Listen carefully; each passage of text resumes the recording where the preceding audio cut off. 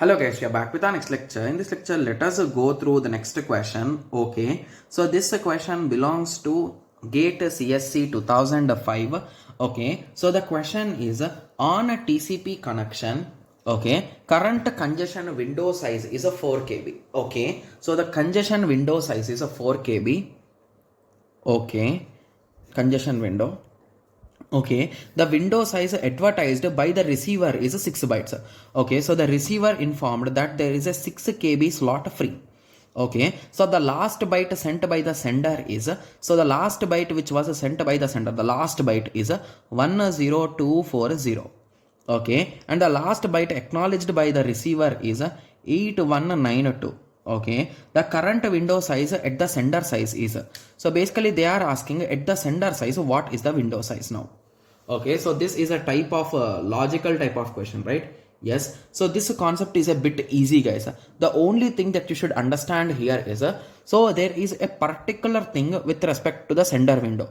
So basically sender window will send the data based on the congestion window size and the receiver's window size. So among them both, which is a minimum, so that will be our size, guys. Got it? Yes, so it is nothing but minimum of 4 KB and 6 KB. So minimum of it is nothing but 4 KB. So it is directly written in bytes. So it is nothing but 4 into 10 power, 2 power 10, 4 into 2 power 10 KB. That is equals to 4096, right? Yes.